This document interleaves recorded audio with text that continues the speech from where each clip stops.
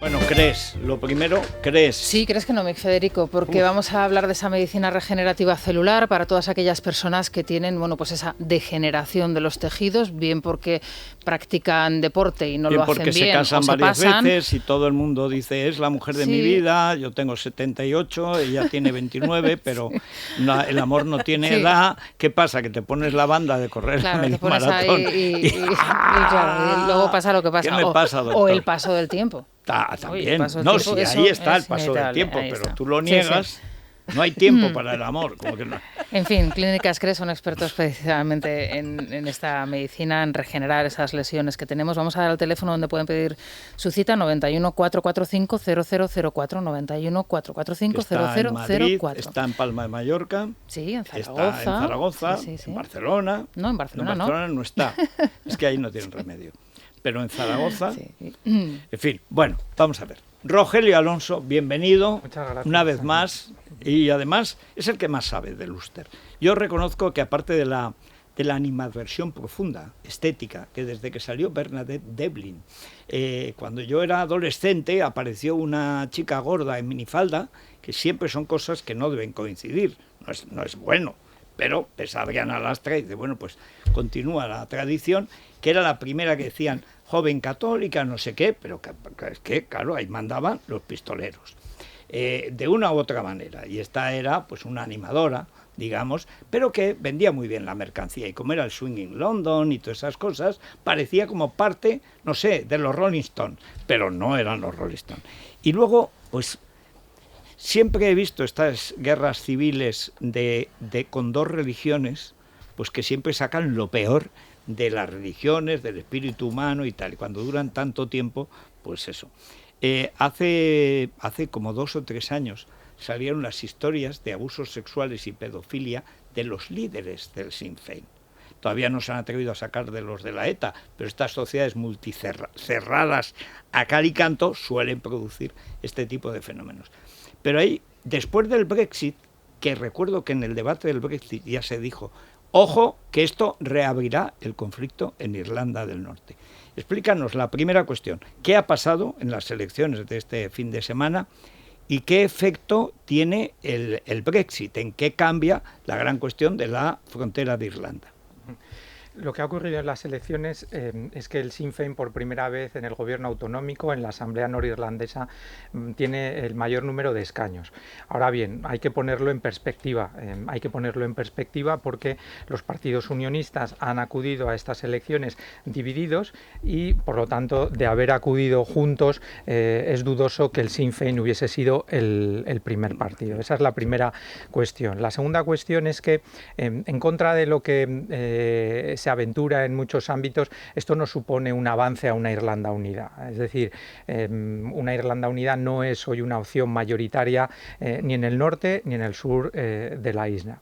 En tercer lugar, lo que sí supone esta victoria del Sinn Féin es un elemento simbólico que lógicamente fortalece al brazo político de la organización terrorista. Le fortalece además en ese proceso de blanqueamiento que está llevando a cabo, de distanciamiento, a pesar de que la organización terrorista todavía controla al brazo político. Es cierto que el grupo terrorista no lleva a cabo acciones armadas, sí la llevan a cabo lo que se denomina grupos disidentes del IRA. Todavía hay violencia terrorista en Irlanda del Norte. Pero con estas elecciones el Sinn Féin lo que hace es avanzar un poco más en ese proceso de distanciamiento, como está intentando también en el sur. Y el cuarto punto importante es que tiene una relevancia estas elecciones a efectos de esa proyección del Sinn Féin en el sur de la isla. En las últimas elecciones en el sur, en la República de Irlanda, el Sinn Féin fue el partido más votado.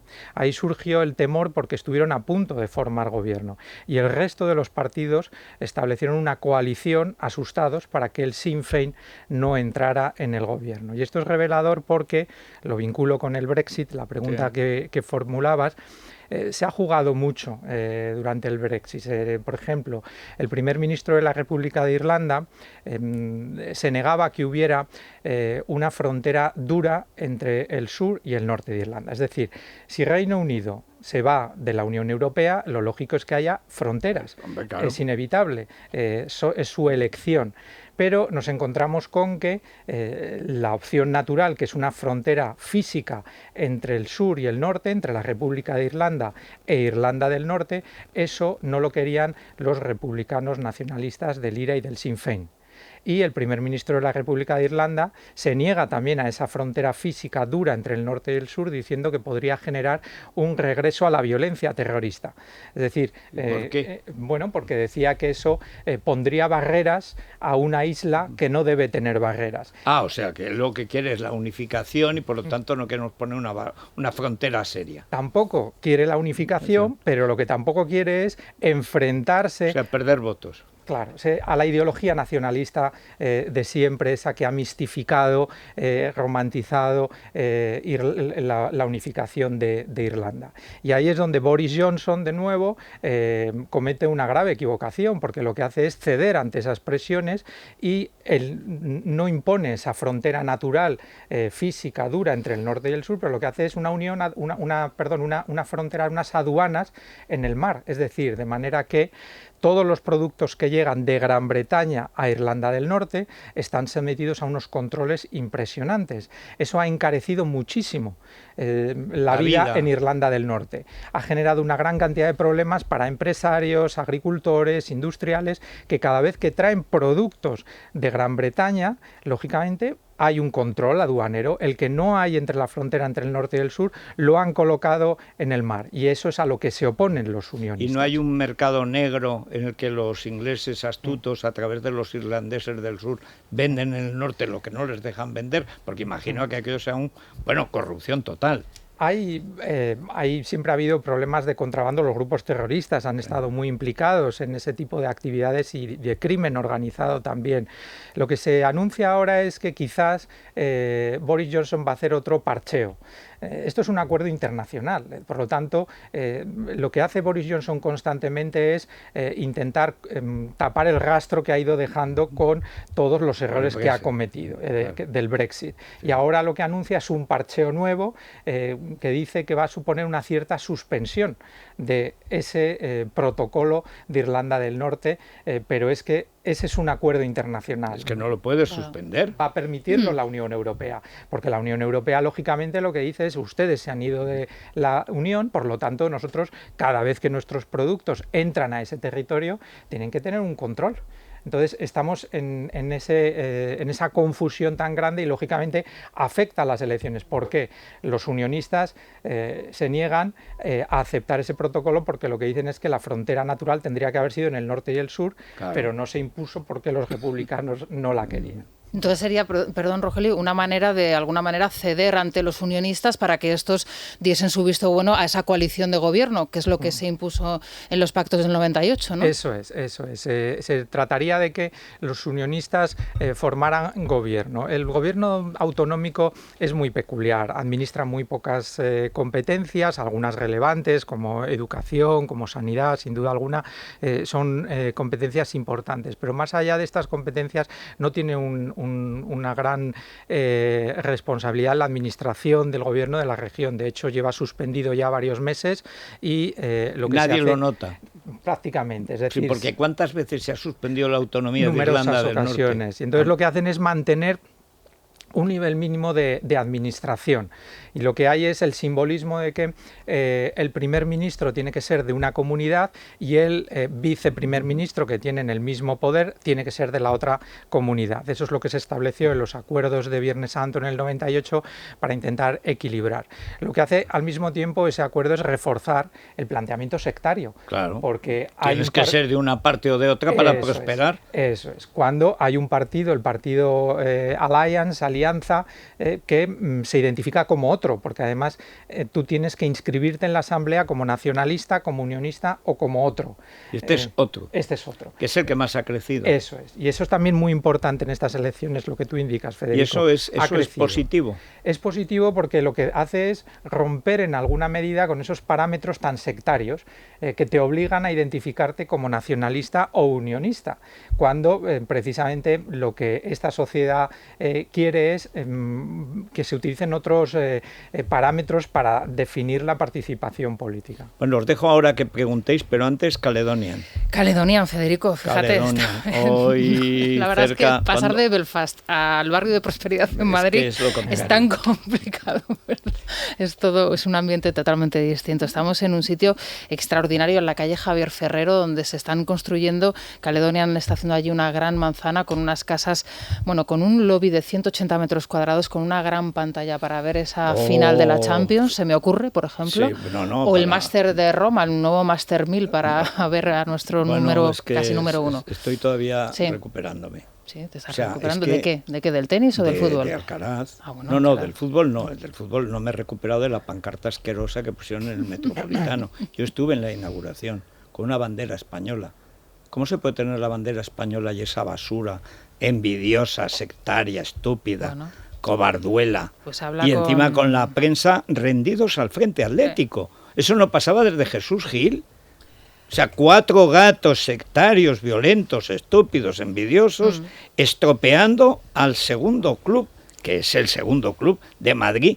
No obstante, ha sido 2 veces finalista de la Copa de Europa. Eso en el lobby de Caledonian en Javier Ferrero no pasaría. Si te viene, por ejemplo, la hija con un novio atlético y encima borde, ¿qué haces? Pues mira, en el lobby, como es tan grande, allí mira, cada uno ve el fútbol desde una esquina y ya está. Caledonian.es, allí pueden encontrar todos los detalles de esta nueva promoción. Bueno, Colacelo hoy es evidente para don Carlos Carlitos Alcaraz. 19 añitos, Federico. Recién cumplidos, como el príncipe Camavinga. Sí.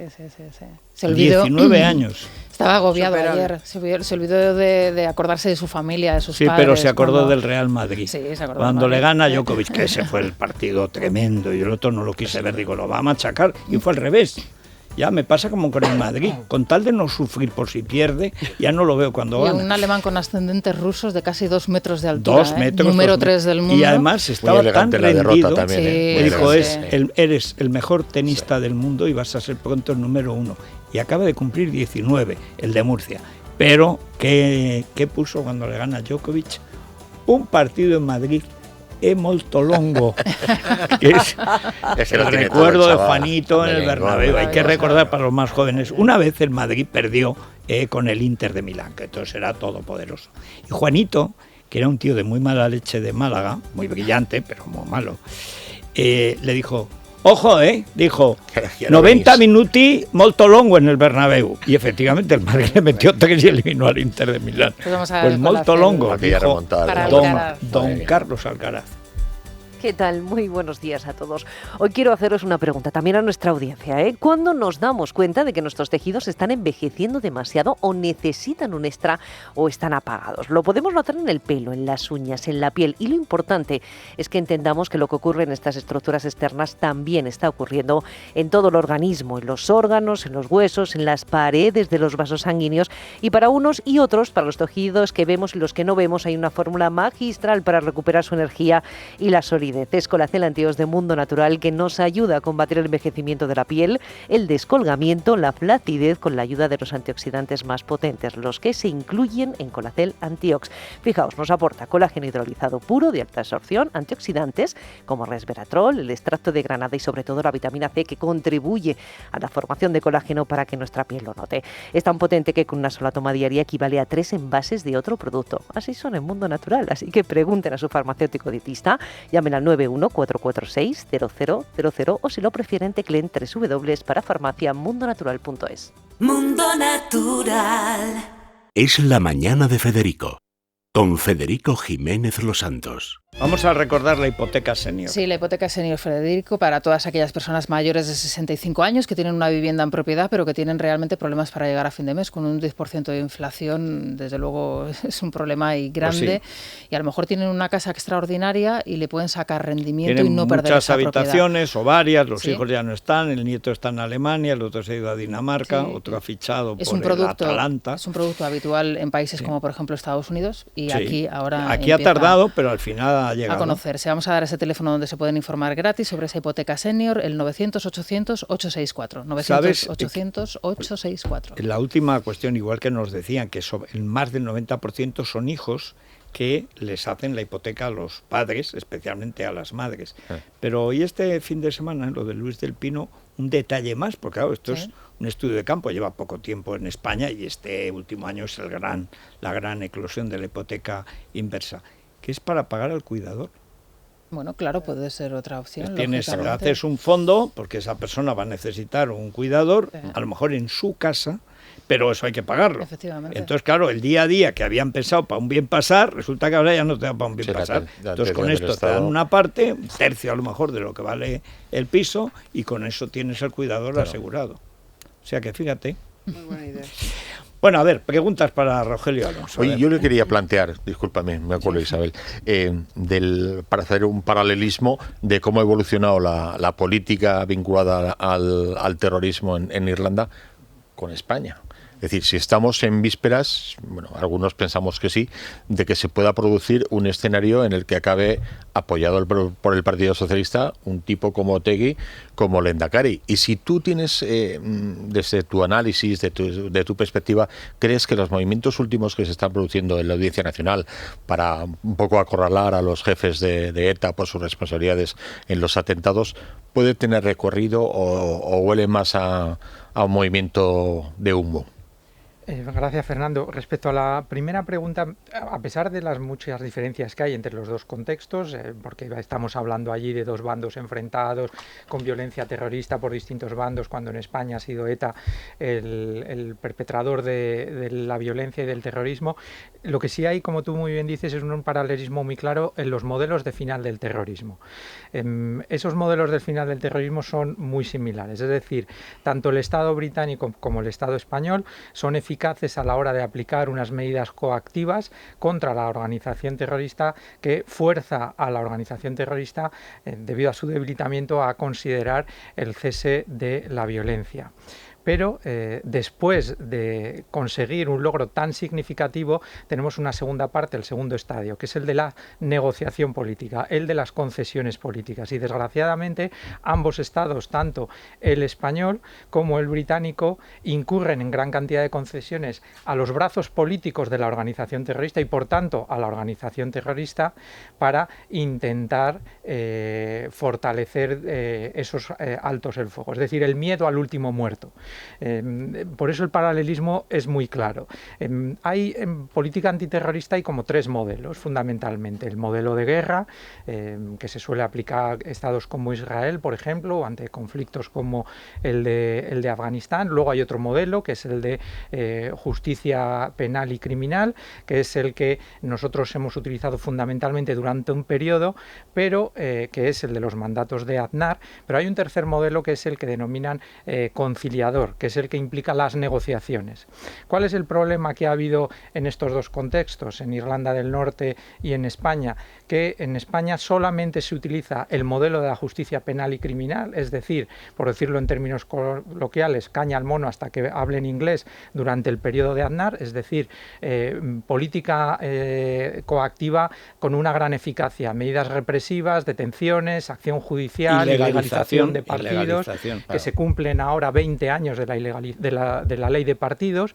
Esa política, ese modelo de política antiterrorista y justicia criminal solo se aplica en nuestro país durante el mandato de Aznar. Es el más eficaz y es el que consigue realmente despertar, como decía la documentación interna de ETA, despertar el fantasma de la destrucción de la izquierda Abertzale, como ellos mismos dicen en su propia documentación, su asfixia, su agotamiento. Es decir, ellos contemplaban la verdadera derrota, y la verdadera derrota no significaba solo el cese de la violencia armada. La verdadera derrota que ellos temían era la desaparición del brazo político, precisamente debido a las ilegalizaciones. Pero ¿qué ocurre? Que ese modelo se abandona cuando llega Zapatero y se adopta el denominado, entre comillas, conciliador, que implica la negociación. Todo ese tipo de concesiones. Bueno, pues es lo mismo o similar que ha ocurrido en Irlanda del Norte. Y por lo tanto, lo que haces es un fortalecimiento de los brazos políticos, y lo que haces no es insertarlos, integrarlos en el sistema, no. son partidos desleales al sistema, son partidos que legitiman la violación de los derechos humanos. Lo que haces es legitimar la violencia con ese tipo de modelo. Y por eso nos encontramos con una situación como la que nos encontramos hoy en Irlanda del Norte, con el brazo político de una organización terrorista siendo el más votado, y en el caso español, evidentemente, con la desgracia y la desvergüenza del brazo político de una organización terrorista como ETA, Bildu, en las instituciones democráticas, pero además sosteniendo al gobierno de la nación y otro tipo de gobiernos, como en Navarra. Sí, yo quería incidir en la pregunta de Fernando, que me la ha pisado, pero es que estamos es los que dos era obligada. más interesados, me temo. En fin, sin perder interés por Irlanda, por supuesto, nos interesa más el País Vasco, que lo vamos a hacer y por razones obvias, y Navarra. Y yo quería incidir en la posibilidad de que Bildu llegue al gobierno del País Vasco. O sea, yo es que estoy segura de que va a ser así, y no tardando mucho, y con el apoyo del PSOE.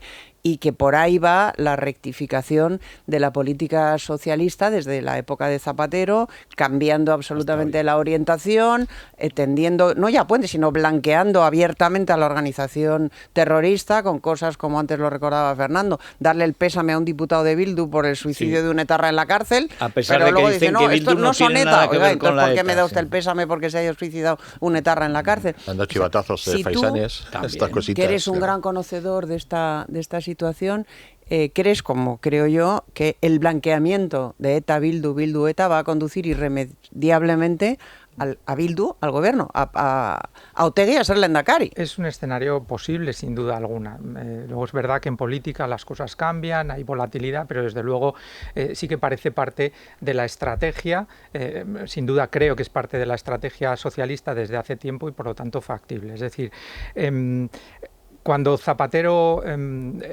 forma gobierno y empieza con esas negociaciones, traicionando ya el Pacto por las Libertades, porque estaba negociando ya con ETA a espalda del Partido Popular, lo que él quiere establecer es una alianza entre la izquierda y el nacionalismo para perpetuarse en el poder. Y por eso surge el Pacto del Tinel hacia Cataluña, que lógicamente se extendió a otras partes del territorio, y esa era la intencionalidad. Y claro, a partir de ahí, de que ya hay una filosofía política, una estrategia política de coalición entre izquierda y nacionalismo, lo que está intentando desde ese momento el socialismo, primero con Zapatero, posteriormente con Sánchez, es lógicamente legitimar a ese socio, vindicar esos pactos negando la realidad. Es absolutamente hipócrita por parte del Partido Socialista, igual que por parte del Partido Nacionalista Vasco, exigir a Bildu un recorrido ético. Dicen que no ha hecho un recorrido ético Bildu, sin embargo eso no les impide llevar a cabo todo tipo de pactos, todo tipo de alianzas y todo tipo de legitimación. Y esa negativa constante a considerar que Bildu es ETA es falso, es absolutamente falso. Lo que el Tribunal Supremo dijo en su sentencia, en la que se ilegalizó a Bildu, aunque luego llega al Constitucional y en un exceso de jurisprudencia va en contra de esa sentencia. Bueno, hay que decir que es una legalización ilegal. El Constitucional no puede enmendar una sentencia del Supremo, aunque lo había anunciado Zapatero. Dijo, esto lo arregla el Constitucional, eso lo añadí yo, y lo hizo así, y es ilegal. Yo recuerdo cuando Rosa Díez pidió que se reimpusiera la sentencia del Supremo, que es la legal, que es la ilegalización. Y que no era una ocurrencia. Y además que está respaldada por Europa. Que Europa respaldó expresamente la ilegalización de cualquier escaparate político de una banda terrorista. Muy, muy apoyada en pruebas, ¿eh? Totalmente. Que estuvo la Audiencia Nacional, estuvo la Policía y la Guardia Civil años y años investigando esas conexiones y probando esas conexiones, no porque una cuestión política, no, en base a datos, a hechos, a transferencias de dinero, a actuaciones conjuntas. La sentencia del Tribunal Supremo valoró la prueba y el Constitucional nunca debe valorar la prueba. Y después de valorar esa abundante prueba al Supremo con unas investigaciones excelentes de policía, de Guardia Civil, colaboración del Centro Nacional de Inteligencia, a la conclusión que llega a esa sentencia es que Bildu es literal parte de la estrategia de ETA y literal testaferro de ETA. Luego, quienes ahora dicen desde el Partido Socialista y el PNV que Bildu no es ETA, mienten, porque claro que Bildu es ETA, no, es es que se parte llamaba de la otra estrategia forma. de ETA se y llamaba es Batasuna. testaferro de ETA. Se llamaba Batasuna. Se ha Entonces, como se llamado de llamaba 20.000 Batasuna y no maneras. se llamaba Bildu, pues... En el caso de, estamos hablando de la sentencia de Bildu, es decir, de la de Bildu, sí, eso sí. es, por lo tanto, no cabe ninguna duda. Y al mismo tiempo, como dice Federico, hay una sentencia, la del Tribunal Europeo de Derechos Humanos de julio del 2009, esa sí es la de Batasuna, la que avala la ilegalización de Batasuna que se ha llevado aquí, que es de enorme importancia, porque esa sentencia todavía sería relevante hoy. Totalmente. Porque lo que dice esa sentencia es que se puede legitimar el terrorismo también de manera implícita, es decir, minusvalorando la importancia del crimen y su carácter antidemocrático o exculpando el carácter antidemocrático del crimen, lo que estás haciendo es legitimando implícitamente. Y hay una cosa que añade, y es hasta qué punto la violencia esa que de alguna manera se tolera desvirtúa la democracia. Es decir, no puede haber libertad cuando estás sometido a una situación de violencia y hacer como que no tiene importancia. Eso es lo que la sentencia añade, en efecto, es que aquellos partidos que no adoptan una posición inequívoca de condena y de rechazo y de oposición a la violencia, lo que están haciendo es legitimando la violencia y no están rompiendo con la violencia. Y eso es precisamente lo que Bildu hace. Y es precisamente, son los motivos por los cuales magistrados como Manuel Aragón se opusieron a la sentencia del Constitucional. Bueno, es que la sentencia del Constitucional es uno de los mayores atracos que yo he visto en la vida, porque además fue anunciado por Zapatero, que resucitó a la ETA, como dijo Jaime Mayor, que en esto de las profecías, Casandra era una aprendiza al lado de Jaime Mayor, hace muy poco dijo, se volverá a llamar ETA, porque nunca ha dejado de ser la ETA, y sigue siendo la ETA, y cuando consiga, Otegi está, ya no será, llamará ni Bildu, ni Sortu, ni Pichu, ni Machu, se llamará la ETA, que es lo que son, y están muy orgullosos de haber sido asesinos. Pero en esa época, recuerdo, porque nos lo dijo, ¿te acuerdas?, en un programa, cuando empezaba Zapatero. Dice, lo que quiere Zapatero es cambiar la transición. Solo hay una fuerza que estuvo en contra de la democracia en España, que fue la ETA. Porque el Partido Comunista, hasta los grupos maoístas, aceptaron la democracia. Y de hecho, lo que había más... Y quedan la ETA y luego restos del FRAP y el Grapo, que es lo único que no aceptan. Pero los demás grupos maoístas, el suegro de Pitita, Manuel Guedán, la ORT, el PCI, el PT luego, PT abajo, todos aceptaron la democracia y además lo cumplieron. Es decir, empezando por el PC, pero toda la extrema izquierda, excepto la ETA. Y entonces decía Jaime, vamos a ver, lo que quiere es echar a la derecha de la democracia y meter a la ETA, porque es la Segunda República, es decir, vamos a cambiar la legitimidad. ¿Y de dónde viene la legitimidad? Del antifranquismo, como la ETA era antifranquista, lo que nos dijo es que la ETA mató muy poco en tiempos de Franco y sobre todo ha matado en la democracia, que además ha tenido más medios, ¿no? Pero es que para ser presidente no eran asesinatos, eran accidentes. Bueno, pero hay que recordar que eso lo tienen que meter en la cabeza incluso los del soft PP, que lo entiendan. Es decir, que es para echarlos a ellos. Claro. Para que no sean nunca una alternativa de poder. Es decir, entre las cosas que se olvidó Feijóo, que fue prácticamente todo, en su discurso a los empresarios estos, fue el cordón sanitario al PP. Cuando no existía Vox, ya existía el cordón sanitario, que era la plasmación de la estrategia de Zapatero. Sí. Es decir, toda la derecha sobra y la ETA es esencial. Legitima. De hecho, con el que más selfies se hacen en Barcelona es con Otegi. Pero una vez liquidada el PP y liquidado todo en el País Vasco, lo que queda es el PNV. Y la ETA va a liquidar al PNV. Y de ahí mi pregunta de Bildu Lehendakari, de Otegi Lehendakari. Es que yo estoy convencida de que el próximo paso es el PNV. Han estado siendo sus cómplices y los recogedores de nueces. Y ahora estos dicen, ya las nueces para nosotros, ya no para vosotros. Rogelio, y se las van a llevar todas. Yo tú que eres catedrático en la universidad y que estás en contacto con nuevas generaciones de españoles, ¿cómo perciben todo esto? Porque hoy, por ejemplo, nos sorprendía el grupo U2 cantando en el metro de Kiev, el Bloody Sunday, sin saber probablemente la gente que lo estuviese escuchando lo que significa, perdón. Hace poco se estrenaba por parte de Kenneth Branagh la película Belfast, en donde no aparece la muerte por ningún lado, ni el asesinato. Aquí tenemos al gran Iñaki Arteta, pero también está Itziar Bollaín. O sea, ¿cómo perciben las nuevas generaciones de españoles lo que está sucediendo, o las nuevas generaciones de irlandeses? Pues evidentemente hay un problema, porque si el olvido no solamente lo practican las generaciones que lo han vivido, ¿no? Pues tenemos a O'Donnell Orza hace unos meses diciendo en el Parlamento que ETA ya no existe, ¿no? Que lo que hay en este Parlamento es franquismo, si recordáis esas infames declaraciones. Si esas generaciones que lo han vivido optan por el olvido, ¿qué ocurre con quienes no lo han vivido? Bueno, pues lógicamente no tienen una memoria cercana, no hay una experiencia, pero es que tampoco se les está contando. Y aquí el problema no creo que sea solamente, como se dice, los malos. Es decir, el problema es, entre comillas, los buenos, porque yo ¿qué puedo esperar de los malos? Yo no puedo esperar absolutamente nada como ciudadano de ETA o de su brazo político. De quien debería esperar algo como ciudadano español es de mi gobierno y de las instituciones españolas. Pero este gobierno, estas instituciones, la élite política ha abandonado. Opta simplemente por un recuerdo memorialístico. Es decir, se centran fundamentalmente en ETA, que es una táctica muy propia de historiadores manipuladores, como ocurrió con la Segunda Guerra Mundial. Te centras exclusivamente en ETA. Y con la Guerra Civil. Eso es. Tal cual. E ignoras la ideología nacionalista y al Partido Nacionalista Vasco. ¿Qué es lo que hace el Centro Memorial de las Víctimas, financiado generosamente por el gobierno español? Lo que hace es eso, simplemente centrarse en ETA, pero no condenará, no criticará, no deslegitimará la ideología nacionalista. Lo que está favoreciendo es romper ese vínculo que hay ineludible entre el Partido Nacionalista Vasco y ETA. El árbol y las nueces, ahí está, en ese libro está contado todo. Las ideas que matan. No se ha hecho un Nuremberg del comunismo, y menos aún, y siempre por eso están aliados, del nacionalismo. Hoy todos los partidos comunistas en España, todas sus variantes, todos son separatistas. Y no es ninguna casualidad.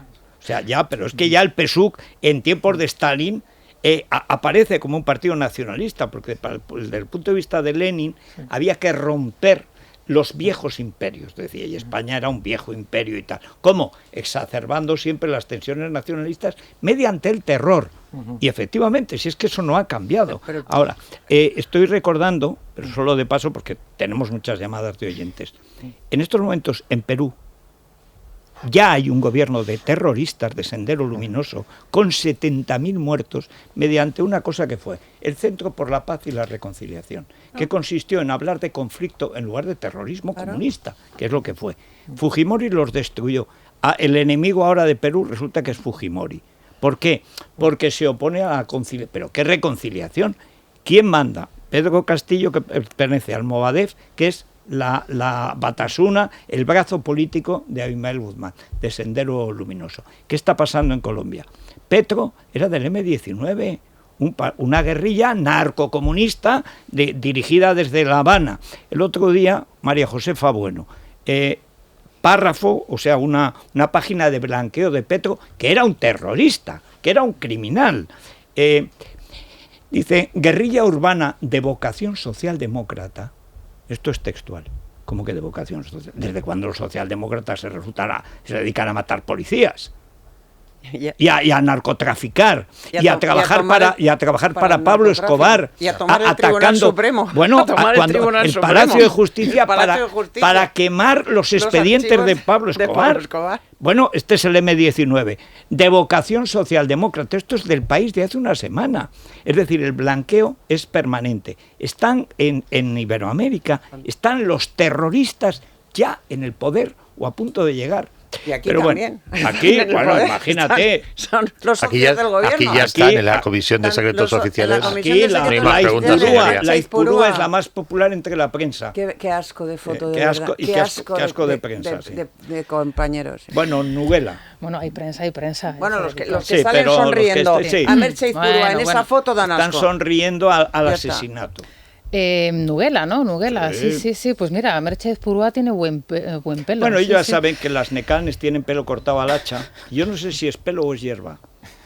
Porque a lo mejor es de alguna campa y sale ahí una hierba negra. Nuguela para la hierba no creo que funcione, pero para el cabello sí. Para el cabello humano sí. Para el inhumano no. Para el inhumano no. Sí, es que, bueno, es que siguen llevando el corte de pelo a hacha. En fin, Nuguela Sule, el cabello número 1. Anticaída, Federico, y vamos a saludar a la farmacia Parejo en Almendralejo, Badajoz. Allí tienen todos los productos de Nuguela Sule. Gran pueblo, Almendralejo. Claro que sí, Almendralejo. Sí, señor, allí hemos hecho el programa y lo pasamos, pero divinamente. Divinamente, sí. Bueno, vamos a ver, ¿por dónde van los oyentes? ¿Qué preguntas hacen y qué inquietudes les aquejan, Silvia? Bueno, pues debería reflexionar el señor Feijóo sobre los halagos que recibió el viernes en el Círculo de Empresarios de Barcelona. Decían este fin de semana los titulares que había ganado al presidente Sánchez en lo que se viene a llamar aplausómetro. No soy yo quien para poner en duda semejante artilugio de rigor científico, pero desde luego en nuestro contestador no están en absoluto de acuerdo con los empresarios allí presentes ni con la estrategia del nuevo líder de los populares. Tras la pausa, la muestra y también unas cuantas dudas para que nos resuelva hoy nuestro invitado. Es la mañana. Es radio. Bueno, vamos con los oyentes, Silvia. Empezamos con unas preguntas para Rogelio Alonso. ¿Por qué cree don Rogelio que España se arrodilló ante la ETA y le ha entregado el poder, cosa que muchísimos españoles han interiorizado? ¿Por qué en Irlanda va a tener también el poder el IRA? ¿Cree que deben ser legales partidos separatistas y partidos terroristas? Feijóo se nota mucho que lo han puesto ahí a calzador.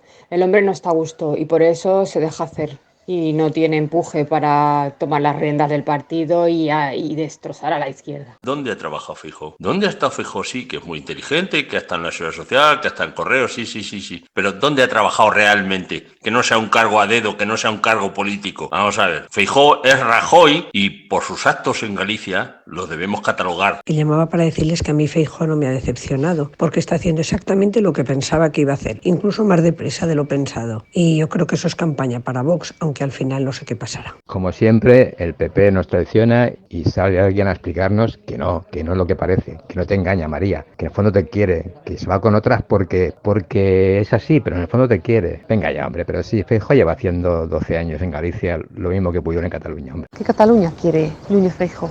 La Cataluña del Jordi Puyol, que es la misma Cataluña que tenemos ahora, una Cataluña independentista, ladrona, racista, con aires de superioridad, antiespañola. ¿Pero qué iba a hacer Feijóo si tiene una política lingüística en Galicia muy similar a la catalana? No tiene ningunas ganas de hablar con los catalanes que se sienten españoles, donde sí obtendría un montón de votos. Es mucho más nacionalista de lo que parece. Bueno con el Feijóo. En 6 meses le veo atacando a doña Isabel Díaz Ayuso. Vamos, ya la historia se vuelve a empezar otra vez. Y dale que te pego. Menuda fábrica de votos para Vox es el PP.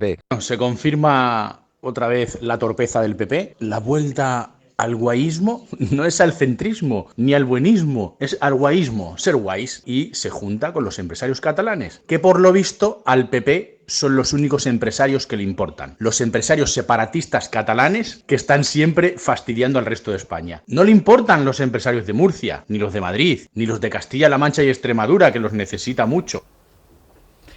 Es una patología. Pero bueno, vamos a lo primero. El porqué de esa necesidad. Tú hablabas de los 3 modelos. Yo he contado que en Perú ha sido exactamente así. Lo han cumplido. Siempre hay un proceso de lucha. Si el Estado, con la legalidad, con el ejército si hace falta, con la policía, has citado al CNI. Llegó un momento, yo recuerdo en la época de más colaboración ya de Francia y de Estados Unidos, que había 600 hombres y mujeres en Francia permanentemente, que eran de la Guardia Civil, de la Policía Nacional y del CNI, más los satélites de Estados Unidos que colaboraban. Es decir, aquí ha habido una lucha, como decías, legal, anticriminal, que ha sido un éxito. Y sin embargo hay un momento que yo no sé si responde a la ideología de la izquierda, que en el fondo odia a la nación, a no sé qué atavismo, que viene de la transición, que todo lo nacionalista es bueno, porque dijo Vázquez Montalbán, pues que el Barça era el ejército desarmado de Cataluña, cuando ha sido el club más favorecido por el dictador. Una lucha legal y una movilización social, Federico. Bueno, hay que decirlo, que ha habido mucho vasco etarra y colaborador y cobarde. Y ha habido también vascos muy valientes que se la han jugado, que se han movilizado. En Cataluña, cosa que no se ha dado en el País Vasco ha habido mucha gente muy valiente que se la ha jugado y mucho. Es más trágico todavía. Y que se ha movilizado y que les ha plantado cara. ¿Cómo se explica eso? Pues como dice Isabel, desgraciadamente, claro que ha habido ciudadanos que han sido enormemente valientes. Hay un momento histórico en el que hay un liderazgo político, logra aunar condenar una movilización social porque hay un momento de pánico moral, que es precisamente en ese mandato del presidente Aznar, en el que hay esa combinación de movilización social, de valentía, por parte de una parte de la sociedad, que no es tampoco la mayoritaria, pero desde luego por eso merecen mayor reconocimiento todavía esas personas valientes que desafiaron al terrorismo, y se ven respaldadas por un liderazgo político y logran ese debilitamiento y esa fuerzan a la organización terrorista a reconsiderar y la colocan en el borde de la auténtica desaparición. ¿Qué es lo que ocurre posteriormente y cómo se puede explicar? Pues creo que al coraje moral de ese momento se contrapone una cobardía moral, se contrapone una falta de valentía democrática y se contrapone una falta de ambición histórica. Y en ese momento hay un cálculo político con el gobierno de Sánchez, posteriormente el gobierno del Partido Popular de Rajoy no hará nada por enmendar la deriva del gobierno Sánchez. Hay que recordar que Zapatero visita el Ministerio del Interior, donde está el íntimo amigo de Rajoy, Jorge Fernández Díaz, y durante 4 horas recibe instrucciones. Y suelta a Bolinaga. Tomó nota de esto. Y acto seguido suelta a Bolinaga. Dice, es que si no sería prevaricación. Me soltó a mí un discurso un día, digo, todavía me encarcelará este imbécil. Pero estuvo a punto. Dice, es que si no, prevaricaría. No, has prevaricado. A mí también. Porque era mentira. Estuvo casi 3 años inaugurando el Rico Tabernas. Bolinaga fue el muerto sobre la mesa. Exacto. Lo que hay en ese momento es la aceptación de una determinada política antiterrorista, y lo que hay es una coincidencia, creo, en esa falta de ambición histórica. Lo que no hay es un deseo de someter al nacionalismo al tribunal de la historia, que era lo que se necesitaba. Es decir, no se trata solo de condenar y deslegitimar a ETA, no, hay que deslegitimar a la violencia de ETA, que ha sido, a la ideología nacionalista, que es la que ha hecho posible esa violencia. Y los partidos constitucionalistas en ese momento no tienen la valentía de poner en marcha el proceso que se requiere para deslegitimar la ideología nacionalista y someter al tribunal de la historia al nacionalismo. Hay un miedo a la exclusión política y social, igual que lo hay en Cataluña, más todavía en el País Vasco, porque el nacionalismo ha impuesto su totalismo, su hegemonía política, social y cultural. Los partidos que han sido los constitucionalistas amenazados, asesinados, han sido laminados electoralmente debido a esas amenazas y han concurrido a las elecciones con mucho coraje moral, tienen al final pocas posibilidades, tienen miedo a esa exclusión. Luego, si no hay un apoyo de ese liderazgo que lo hubo en otro momento, no se va a conseguir desafiar esos criterios de exclusión política y social que fija el nacionalismo. Es decir, lo que hoy tenemos en Cataluña y en el País Vasco es partidos constitucionalistas que no logran normalizar su presencia. No lo logran porque es muy difícil desafiar esa exclusión política y social, y muchas veces lo que hacen es aceptar esas raciones de nacionalismo en menú infantil, que luego se convierten en algo más que en menú infantil, y es un círculo vicioso. Bueno, pues Rogelio, muchísimas gracias como siempre por aclararnos lo del Belfast, que solo sé que va a liarse todavía más, eso está claro. Lo que no sé es en qué consistirá el lío, y lo otro, que tiene difícil remedio.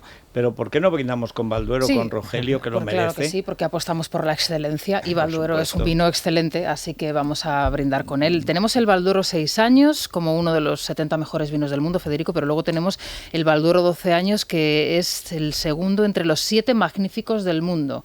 No solamente los 5 magníficos del Zaragoza, los 7 magníficos del mundo. Ahí está el Balduero 12 años. Lo pueden encontrar en las tiendas Gourmet del Corte Inglés o en el 600-600-040.